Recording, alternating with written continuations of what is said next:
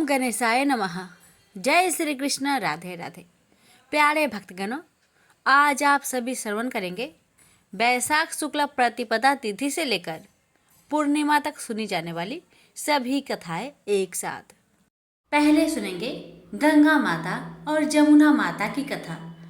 इस कथा को जो भी भक्त श्रद्धा पूर्वक श्रवण करता है उसके घर की दरिद्रता दूर हो जाती है, माँ लक्ष्मी का घर में वास हो जाता है और अंत समय में विष्णु धाम की प्राप्ति होती है। तो आइए श्रवण करते हैं कथा। एक गंगा थी, एक जमुना थी। दोनों बहनें एक साहूकार के खेत में से जा रही थी। जमुना ने 12 दाने जौ के खेत में से तोड़ लिए। गंगा बोली कि बहन, या तो चोरी हो गई, तुझे तो पाप लग गया। जमुना बोली कि अब कैसे उतरेगा। गंगा बोली कि 12 बरस साहूकार के नौकरी करने से उतरेगा। जमुना साहूकार के यहाँ गई और बोली, मुझे नौकर रख लो, 4 काम छोड़कर मैं तुम्हारे सारे काम कर दूंगी। एक तो जूठे बर्तन नहीं धोऊं, झाड़ू न लगाऊं, सेज नहीं बिछाऊं और दिया न जलाऊं।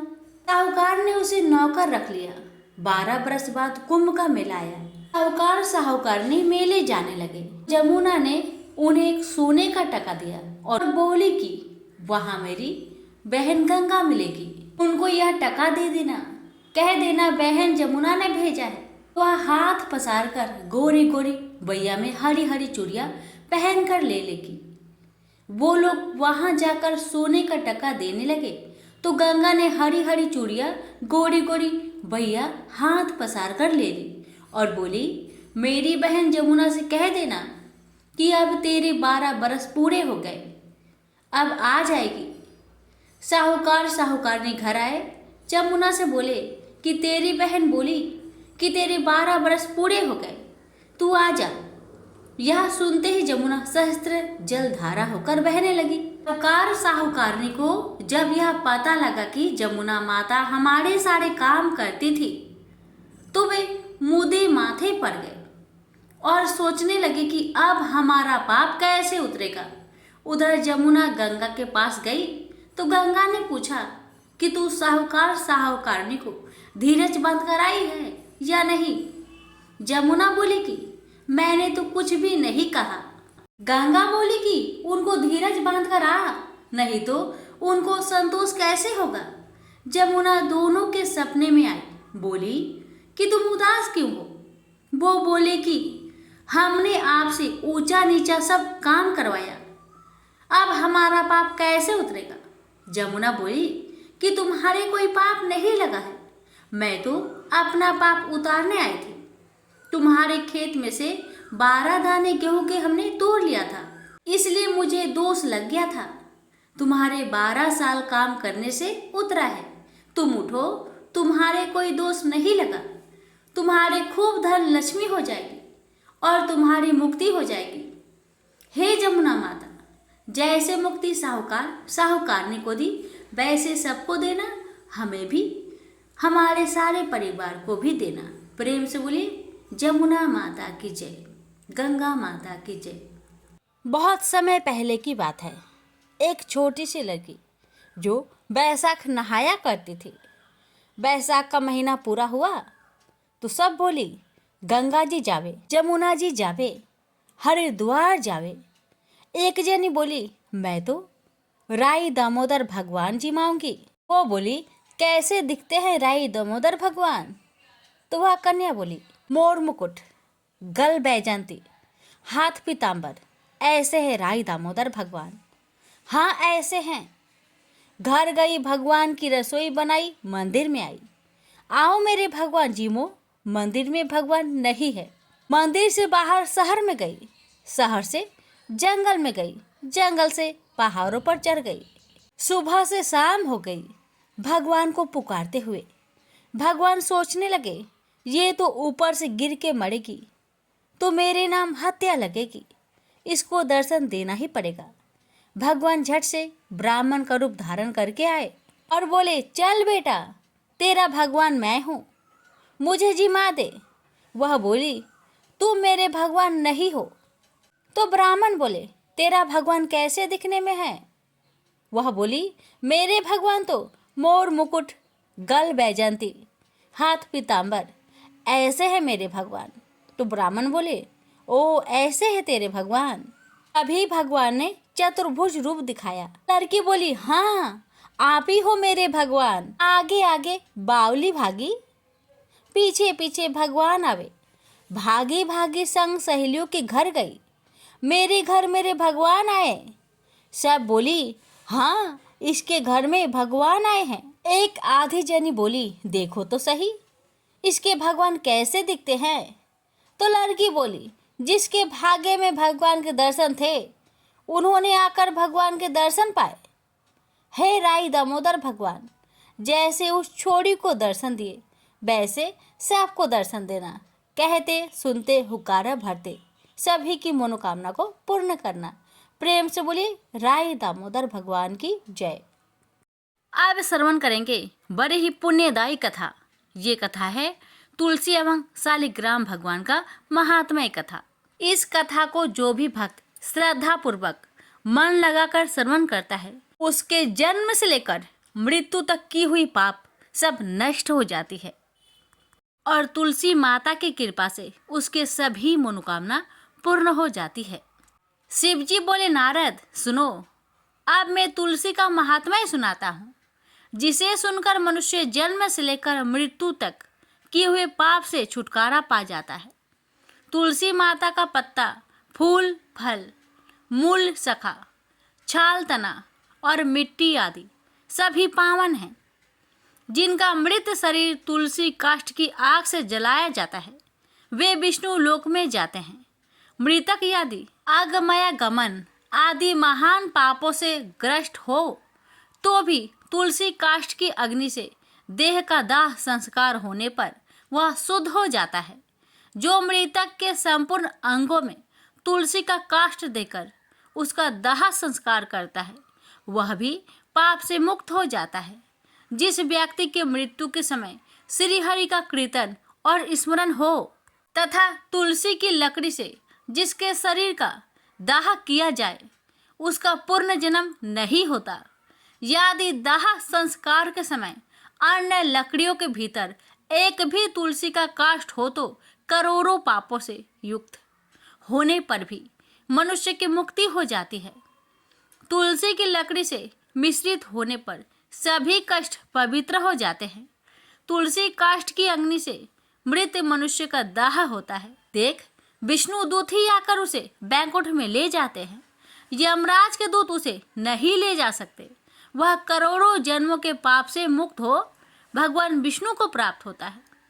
जो मनुष्य तुलसी काष्ठ की अग्नि में जलाए जाते हैं उन्हें विमान पर बैठाकर बैकुंठ में जाते देख देवता उनके ऊपर पुष्प आंजलि चढ़ाते हैं।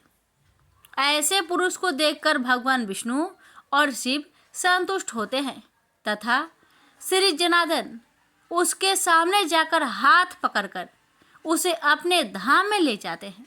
जिस अग्निशाला अथवा शमशान भूमि में घी के साथ तुलसी काष्ठ की अग्नि प्रज्वलित होती है वहां जाने से मनुष्य का पातक भस्म हो जाता है। जो ब्राह्मण तुलसी काष्ठ की अग्नि में हवन करते हैं उन्हें एक एक सिक्त भात के दाने अथवा एक एक तिल में अग्निष्टोम या का फल मिलता है। जो भगवान को तुलसी काष्ठ की धूप देता है वह उसके फलस्वरूप 100 यज्ञ अनुष्ठान तथा 100 गौदान का पुण्य प्राप्त करता है। जो तुलसी की लकड़ी की आग से भगवान का नैवेद्य तैयार करता है उसका वह अन्न यदि थोड़ा सा भी भगवान केशव को अर्पण किया जाए तो वह मेरु के समान अन्य दान का फल देने वाला होता है। जो तुलसी काष्ठ की आग से भगवान के लिए दीपक जलाता है उसे 10 करोड़ दीप दान का पुण्य प्राप्त होता है। इस लोक में पृथ्वी पर उसके समान वैष्णव दूसरा कोई नहीं दिखाई देता। जो भगवान श्री कृष्ण को तुलसी काष्ठ का चंदन अर्पण करता है तथा उनके श्री विग्रह में उस चंदन को भक्ति पूर्वक लगाता है वह सदा श्री हरि के समीप रमन करता है। जो मनुष्य अपने अंग में तुलसी का कीचड़ लगाकर श्री विष्णु का पूजन करता है, उसे एक ही दिन में 100 दिनों के पूजन का पुण्य मिल जाता है। जो पितरों के पिंड में तुलसी दल मिलाकर दान करता है, उसके दिए हुए एक एक दिन के पिंड से पितरों को 100 वर्षों तक तृप्ति बनी रहती है। तुलसी की जड़ की मिट्टी के द्वारा विशेष रूप से स्नान करना चाहिए। इससे जब तक वह मिट्टी शरीर में लगी रहती है तब तक स्नान करने वाले पुरुष को तीर्थ स्नान का फल मिलता है। जो तुलसी की नई मजरी से भगवान की पूजा करता है उसे नाना प्रकार के पुष्पों द्वारा किए हुए पूजन का फल प्राप्त होता है। जब तक सूर्य और चंद्रमा है तब तक वह उसका पुण्य भोगता है। जिस घर में तुलसी वृक्ष का बगीचा है उसके दर्शन और स्पर्श से भी ब्रह्म हत्या आदि समस्त पाप नष्ट हो जाते हैं। जिस जिस घर, गांव अथवा वन में तुलसी का वृक्ष हो वहाँ वहाँ जगदीश्वर श्री विष्णु प्रसन्नचित होकर निवास करते हैं। उस घर में दरिद्रता नहीं रहती और बंधुओं से वियोग नहीं होता। जहाँ तुलसी विराजमान होती है वहाँ दुख, भय और रोग नहीं ठहरते।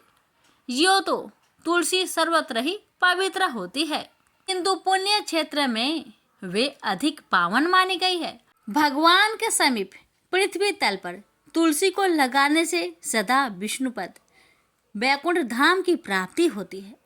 तुलसी द्वारा भक्ति पूर्वक पूजित होने पर शांति कारक भगवान श्री हरि भयंकर उत्पातों, रोगों तथा अनेक दुर्निमित्तों का भी नाश कर डालते हैं। जहाँ तुलसी की सुगंध लेकर हवा चलती है वहाँ की 10 दिशाएं और चारों प्रकार के जीव पवित्र हो जाते हैं। मुनिश्रेष्ठ, जिस गृह में तुलसी के मूल की मिट्टी मौजूद है वहाँ संपूर्ण देवता तथा कल्याणमयी भगवान श्री हरि सर्वदा स्थिर रहते हैं। ब्राह्मण तुलसी वन की छाया जहाँ जहाँ जाती हो वहाँ वहाँ पितरों की तृप्ति के लिए तर्पण करना चाहिए।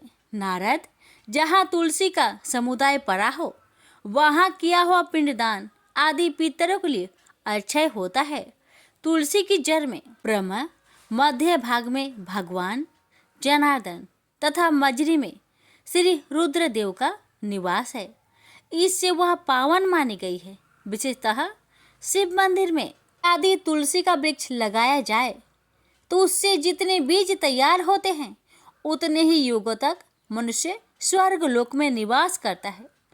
जो परनव श्राद्ध के अवसर पर श्रावण मास में तथा संक्रांति के दिन तुलसी की पौधा लगाता है उसके लिए वह अत्यंत पुण्यदायिनी होती है। जो प्रतिदिन तुलसी दल से भगवान की पूजन करता है वही यदि दरिद्र हो तो धनवान हो जाता है। तुलसी की मूर्ति संपूर्ण सिद्धियां प्रदान करने वाली होती है। वह श्री कृष्ण की कृति प्रदान करती है। जहाँ सालग्राम की शिला होती है वहाँ श्री हरि का सानिध्य बना रहता है। वहाँ किया हुआ स्नान और दान काशी से 100 गुना अधिक महत्वशाली है। सालग्राम की पूजा से कुरुक्षेत्र, प्रयाग तथा नैमिषारण्य की अपेक्षा कोटि गुना पुण्य प्राप्त होता है। जहाँ कहीं सालग्राम में भी मुद्रा हो वहाँ काशी का सारा पुण्य प्राप्त होता है। मनुष्य ब्रह्म हत्या आदि जो कुछ पाप करता है वह सब सालग्राम शिला की पूजा से शीघ्र नष्ट हो जाता है। प्रेम से बोलिए सालग्राम भगवान की जय, तुलसी माता की जय। हे भगवान, जो भी आपके भक्त इस कथा को श्रवण कर रहे हैं उनके सभी कष्टों को दूर करना, उनकी सभी मनोकामना को पूर्ण करना। कथा कहने वाले, सुनने वाले, हुक्कार भरने वाले सभी की कष्टों को दूर करना, सभी की मनोकामना को पूर्ण करना। प्रेम से बोलिए सालिग्राम भगवान की जय, तुलसी माता की जय। प्राचीन समय की बात है। पांचाल देश का राजकुमार सिंह केतु एक दिन अपने सेवकों के साथ लेकर वन में शिकार खेलने गया।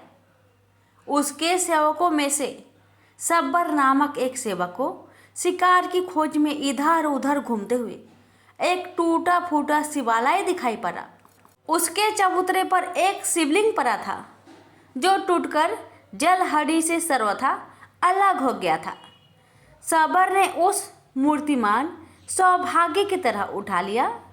वह राजकुमार के पास पहुंचा और उसे शिवलिंग दिखाकर विनयपूर्वक बोला, प्रभु देखिए, ये कैसा सुंदर शिवलिंग है। आप यदि कृपा पूर्वक मुझे पूजा की विधि बता दे तो मैं नित्य इसकी पूजा क्या करूं। निषाद के इस प्रकार पूछने पर राजकुमार ने प्रेम पूर्वक पूजा की विधि बता दी। षोडशोपचार पूजन का अतिरिक्त उसने चिता भस्म चढ़ाने की बात भी बताई। अब सबर प्रतिदिन स्नान करके चंदन अक्षत और इसके साथ ही वन के नए नए फूल फल धूप दीप नित्य गीत वाद्य के द्वारा भगवान महेश्वर का पूजा करने लगा। वह प्रतिदिन चिता भस्म भी अवश्य भेंट करता। तत्पश्चात वह स्वयं प्रसाद ग्रहण करता। इस प्रकार श्रद्धालु सबर पत्नी के साथ भक्ति पूर्वक भगवान शंकर की आराधना में तत्लीन हो गया।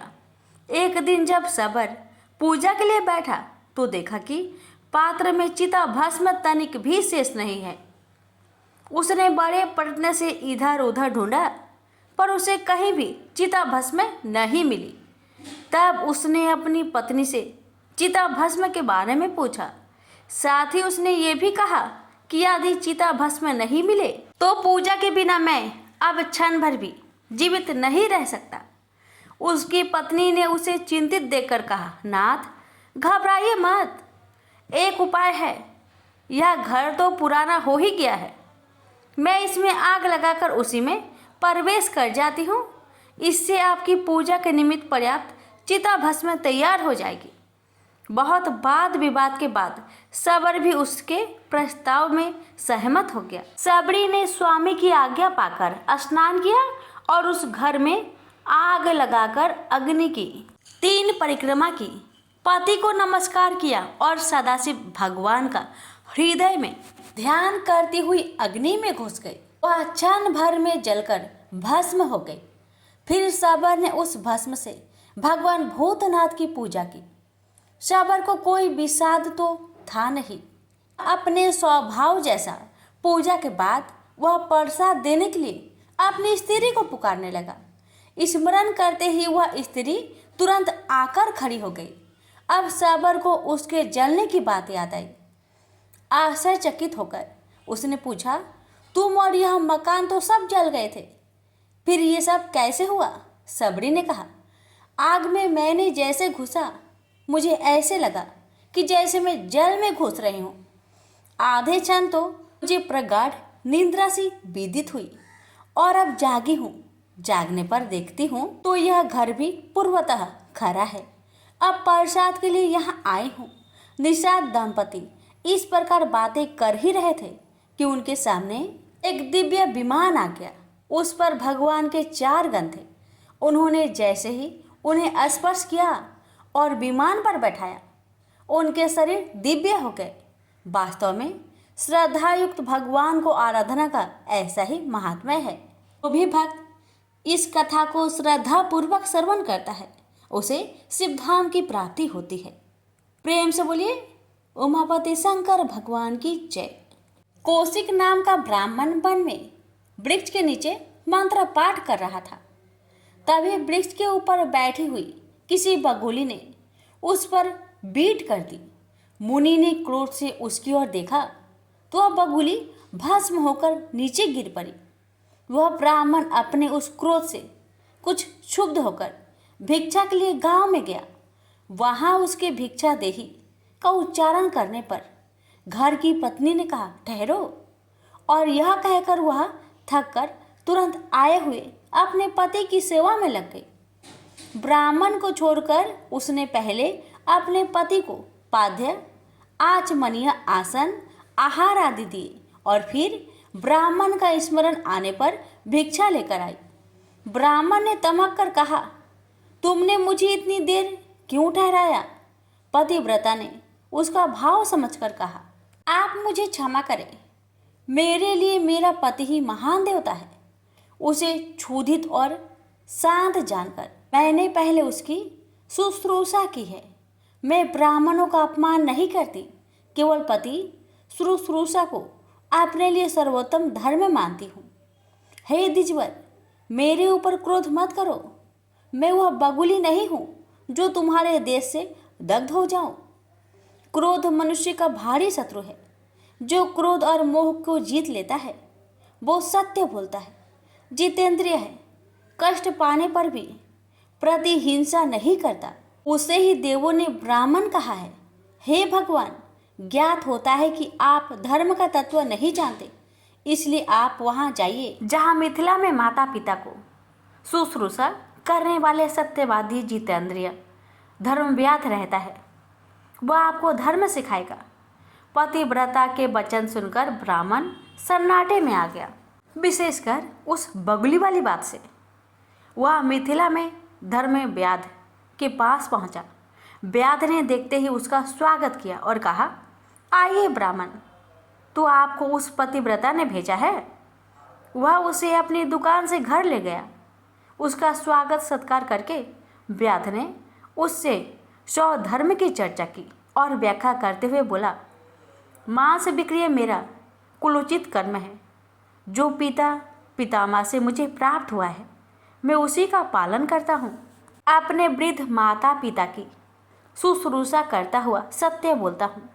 किसी से ईर्ष्या नहीं करता। यथाशक्ति दान देता हूँ।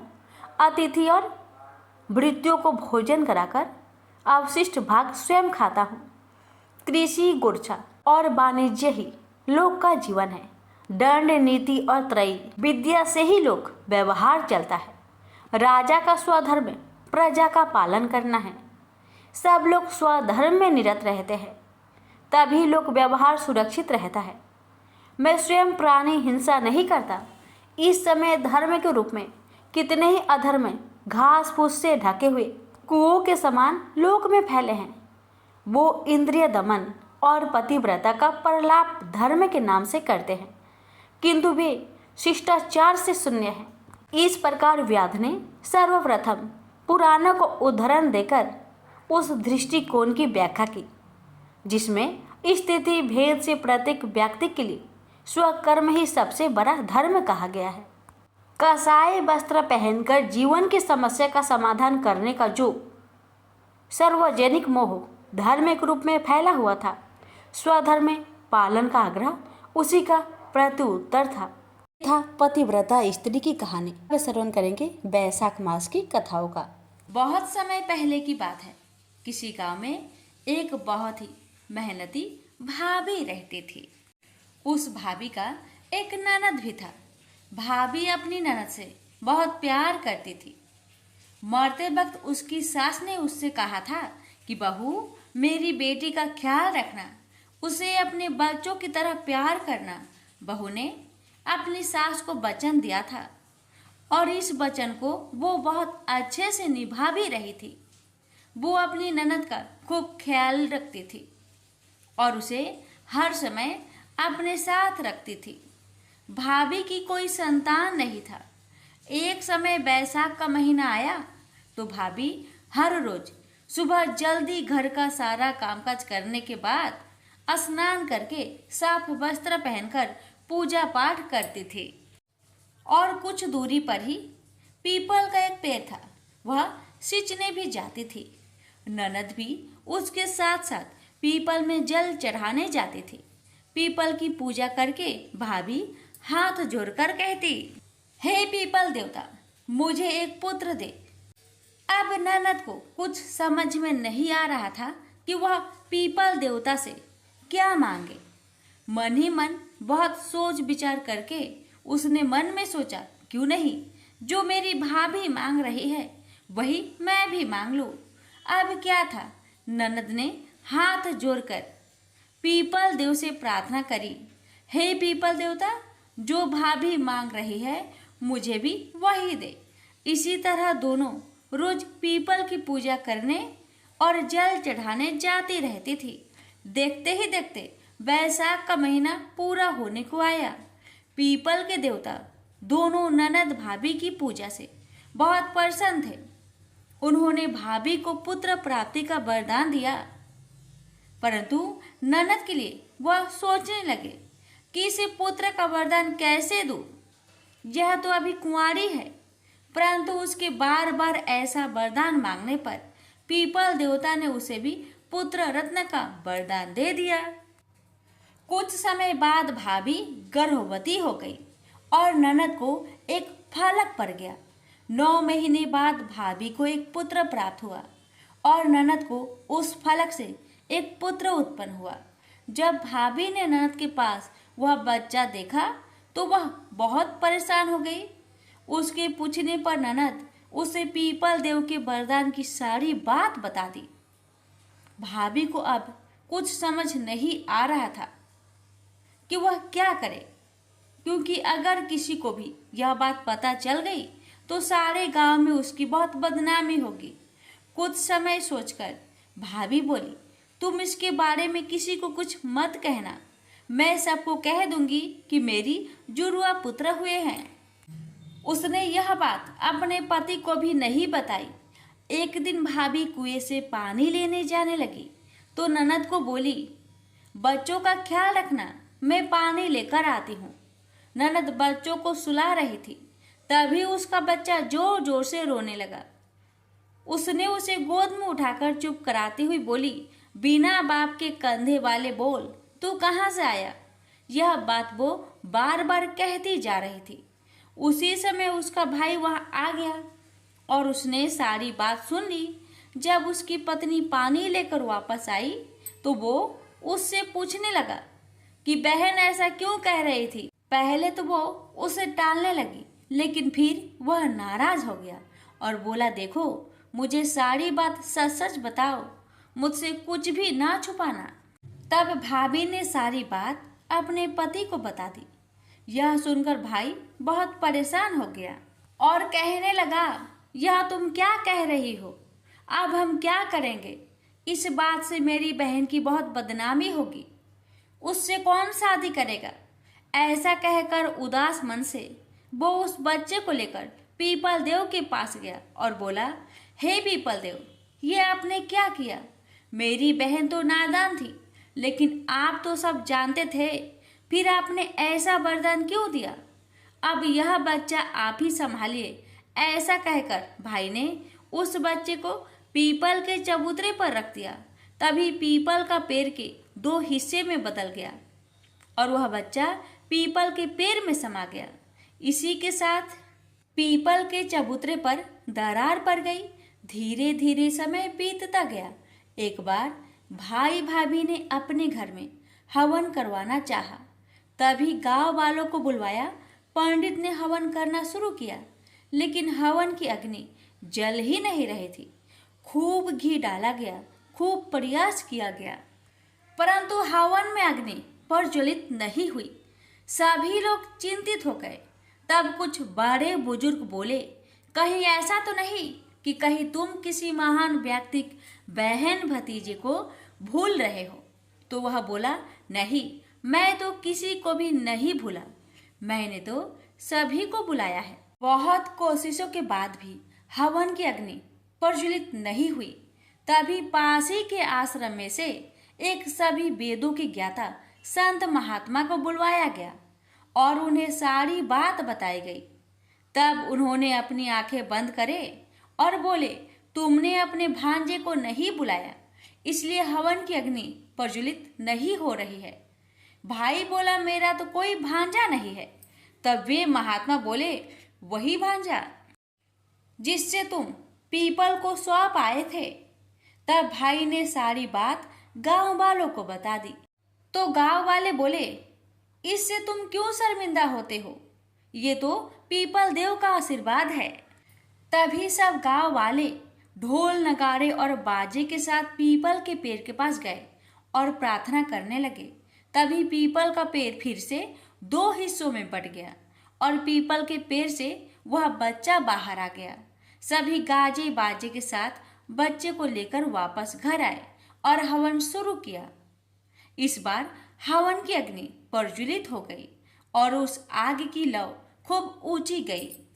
इसके बाद से यह मान्यता हो गई कि पूरे बैसाख पीपल को सींचने से निसंतान को संतान मिले, निर्धन को धन, कुंवारों को अच्छा बर और बुजुर्गों को बैकुंठ का वास मिले। प्रेम से बोलिए पीपल देवता की जय, लक्ष्मी नारायण की जय। एक बुढ़िया थी, उसने अपनी बहू से कहा, तू दूध दही बेच के आ। वह बेचने गई तो रास्ते में औरतें पीपल पथवारी सींच रही थी। उसको सींचता देखकर बहू ने पूछा कि तुम यह क्या कर रही हो? औरतें बोली कि हम पीपल पथवारी सींच रहे हैं, इससे अन्न और धन होता है, 12 वर्ष का बिछुड़ा हुआ पति मिल जाता है। बहू बोली, ऐसी बात है तो तुम पानी से सींचती हो, तो मैं दूध से सींचूंगी। गुजरी बहू रोजाना दूध दही बेचने नहीं जाती, वह रोजाना दूध को पीपल में और दही पथवारी में सींचती। सास दूध दही का दाम मांगती तो कह देती महीना पूरा हो जाने पर लाकर दे दूंगी। बैसाख का महीना पूरा हो गया। पूर्णिमा के दिन बहू पीपल पथवारी के पास जाकर बैठ गई। पथवारी ने पूछा, तू मेरे पास क्यों बैठ गई? बहू बोली कि सासू दूध दही का दाम मांगेगी। पीपल पथवारी बोली कि मेरे पास क्या दाम रखा है, ये भरा टिंडा पान पतुरा, इसको ले जा। बहू ने वो ही ले जाकर कोठरी में रख दिया और डर के मारे कपड़ा ओढ़ कर सो गई। सासू बोली, पैसे ले आई? बहू बोली, कोठरी में रखे हैं। सासू ने कोठरी खोलकर देखी तो देखा हीरा मोती जगमगा रहे हैं। सासू बोली, बहू इतना धन कहाँ से लाई? बहू ने आकर देखा तो सच्ची में ही धन भरा हुआ है। बहू ने सास को सारी बात बता दी। सास ने कहा, अब की बैसाख मैं भी पथवारी सींचूंगी। बैसाख आया, सास दूध दही तो बेच आती, हांडी धोकर पीपल पथवारी में चढ़ा देती। आकर बहू से कहती, मेरे से दाम मांग। वह कहती, सासू जी कोई बहू भी दाम मांगती है? मगर सासू कहती, तू मांग। बहू बोली, सासू जी पैसे ले आओ। तो सास पीपल पथवारी के पास जाकर बैठ गई। पीपल पथवारी ने सास को पान पतूरा भरा टंडे दे दिया। उसने ले जाकर कोठरी में रख दिया। बहू ने खोलकर देखा तो उसमें कीड़े मकोड़े बिलबिला रहे हैं। बहू ने कहा, सासू जी ये क्या है? सास ने आकर देखा और बोलने लगी, पीपल पथवारी बड़ी दोगली पटपीटन है, इसको तो धन दे दिया, मुझको कीड़ा मकोड़ा दिया। तब सब कोई बोलने लगे कि बहू तो सत की भूखी सींची थी, तू तो धन की भूखी। हे पथवारी माता, जैसा बहू को दिया वैसा सबको देना, जैसा सास को दिया वैसा किसी को ना देना। प्रेम से बोलिए पीपल पथवारी माता की जय। एक बूढ़ा ब्राह्मण था। वह रोज पीपल को जल से सींचता था। पीपल में से रोज एक लड़की निकलती और कहती, पिताजी मैं आपके साथ जाऊंगी। यह सुनते सुनते बूढ़ा दिन ब दिन कमजोर होने लगा। तो बुढ़िया ने पूछा कि क्या बात है? बूढ़ा बोला कि पीपल में से एक लड़की निकलती है और कहती है कि वह भी मेरे साथ चलेगी। बुढ़िया बोली कि कल ले आना। उस लड़की को जहाँ 6 लड़कियां पहले से ही है, हमारे घर में है, वहाँ 7वीं लड़की और सही। अगले दिन बूढ़ा उस लड़की को घर ले आया।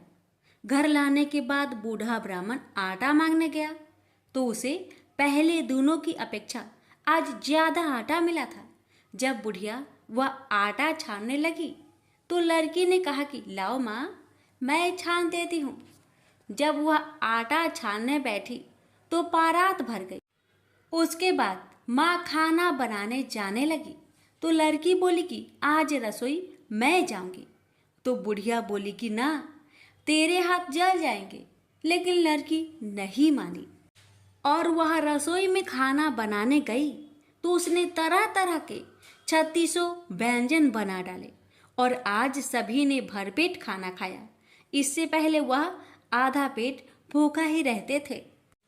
रात हुई तो बुढ़िया का भाई आया और कहने लगा कि दीदी मैं तो खाना खाऊंगा।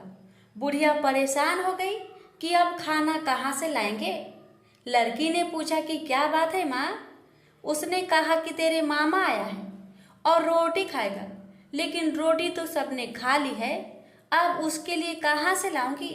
लड़की बोली कि तू चिंता मत कर, मैं बना दूंगी। और वह रसोई में गई और मामा के लिए 36 व्यंजन बना दिए। मामा ने भरपेट खाना खाया और कहा भी कि ऐसा खाना इससे पहले उसने कभी नहीं खाया है। बुढ़िया ने कहा कि भाई तेरी पावनी भांजी उसी ने बनाया है। शाम हुई तो लड़की बोली कि माँ चौका लगा के चौके का दिया जला देना, कोठे में मैं सोऊंगी। बुढ़िया बोली कि ना बेटी, तू डर जाएगी। लेकिन वह बोली कि ना, मैं ना डरूंगी, मैं अंदर कोठे में ही सोऊंगी। वह कोठे में ही जाकर सो गई। आधी रात को लड़की उठी और चारों ओर आंख मारी तो धन ही धन हो गया। वह बाहर जाने लगी तो एक बूढ़ा ब्राह्मण सो रहा था। उसने देखा तो कहा कि बेटी तू कहाँ चली। लड़की बोली कि मैं तो दरिद्रता दूर करने आई थी, अगर तुम्हें दूर करवानी है तो करवा लो। उसने बूढ़े के घर में भी आँख से देखा तो चारों ओर धन ही धन हो गया। सुबह सवेरे सब उठे तो लड़की को ना पाकर उसे ढूंढने लगे कि पावनी बेटी कहाँ चली गई। बूढ़ा ब्राह्मण बोला कि वह तो लक्ष्मी माता थी, जो तुम्हारे साथ मेरे दरिद्रता भी दूर कर गई। हे लक्ष्मी माता, जैसे आपने उनकी दरिद्रता दूर की, वैसे ही सबकी करना। कहानी अच्छी लगे तो शेयर जरूर करना। माँ लक्ष्मी आपके भंडार सोने से भर देंगी। एक गांव में एक साहूकार रहता था। साहूकार के एक बेटी थी। वह हर रोज पीपल सींचने जाती थी। पीपल के वृक्ष में से लक्ष्मी जी प्रकट होती थी और चली जाती। एक दिन लक्ष्मी जी ने साहूकार की बेटी से कहा, तू मेरी सहेली बन जा। तब लड़की ने कहा कि मैं अपने पिता से पूछकर कल आऊंगी। साहूकार की बेटी ने घर जाकर अपने पिता को सारी बात कह दी। तब उसके पिताजी बोले, वह तो लक्ष्मी जी है, अपने को और क्या चाहिए, तू लक्ष्मी जी की सहेली बन जा। दूसरे दिन वह लड़की फिर गई। तब लक्ष्मी जी पीपल के पेड़ से निकलकर आई और कहा, सहेली बन जा। तो लड़की ने कहा, बन जाऊंगी, और दोनों सहेली बन गई। लक्ष्मी जी ने उसको खाने का न्योता दिया। घर आकर लड़की ने माँ बाप को कहा कि मेरी सहेली ने मुझे खाने का न्योता दिया है। तब बाप ने कहा कि सहेली के जिमने जाइयो, पर घर को संभाल कर जाना। तब वह लक्ष्मी जी के यहाँ जिमने गई तो लक्ष्मी जी ने उसे साल दुसाला ओढ़ने के लिए दिया, रुपए दिए, सोने की चौकी, सोने की थाली में 36 प्रकार का भोजन करा दिया। जिम कर जब वह जाने लगी तो लक्ष्मी जी ने पल्ला पकड़ लिया और कहा कि मैं भी तेरे घर जिमने आऊंगी। तो उसने कहा, आ जाइयो। वह घर आकर चुपचाप बैठ गई। तब बाप ने पूछा कि बेटी सहेली की यहाँ जिम करा गई और तू उदास क्यों बैठी है। तो उसने कहा, पिताजी मेरे को लक्ष्मी जी ने इतना दिया, अनेक प्रकार के भोजन कराए, परंतु मैं कैसे जिमाऊंगी, अपने घर में तो कुछ भी नहीं है। तब उसके पिता ने कहा कि गोबर मिट्टी से चौका लगाकर घर की सफाई कर ले, 4 मुख वाला दिया जलाकर लक्ष्मी जी का नाम लेकर रसोई में बैठ जाना। लड़की सफाई करके लड्डू लेकर बैठ गई। उसी समय एक रानी नहा रही थी। उसका नौलखा हार चील उठाकर ले गई और उसके घर वह नौलखा हार डाल गई और उसका लड्डू ले गई। बाद में वह हार को तोड़कर बाजार में गई और सामान लाने लगी तो सुनार ने पूछा कि क्या चाहिए। तब उसने कहा कि सोने की चौकी, सोने का थाल, साल दुसाला दे, मोहर दे और सामग्री दे, 36 प्रकार का भोजन हो जाए इतना सामान दे। सारी चीजें लेकर बहुत तैयारी करी और रसोई बनाई। तब गणेश जी से कहा कि लक्ष्मी जी को बुलाओ। आगे आगे गणेश जी और पीछे पीछे लक्ष्मी जी आई। उसने फिर चौकी डाल दी और कहा, सहेली चौकी पर बैठ जा। जब लक्ष्मी जी ने कहा, सहेली चौकी पर तो राजा रानी की भी नहीं बैठी, किसी के भी नहीं बैठी, तो उसने कहा कि मेरे यहाँ तो बैठना पड़ेगा। फिर लक्ष्मी जी चौकी पर बैठ गई। तब उसने बहुत खातिर की, जैसे लक्ष्मी ने करी थी वैसे ही उसने करी। लक्ष्मी जी उस पर खुश हो गई। घर में खूब रुपया एवं लक्ष्मी हो गए। साहूकार की बेटी ने कहा, मैं अभी आ रही हूँ, तुम यहीं बैठी रहना। और वह चली गई। लक्ष्मी जी गई नहीं और चौकी पर बैठी रही। उसको बहुत दौलत दी। हे लक्ष्मी जी, जैसा तुमने साहूकार की बेटी को दिया वैसा सबको देना। कहानी सुनते हुक्कारा भरते अपने सारे परिवार को दियो।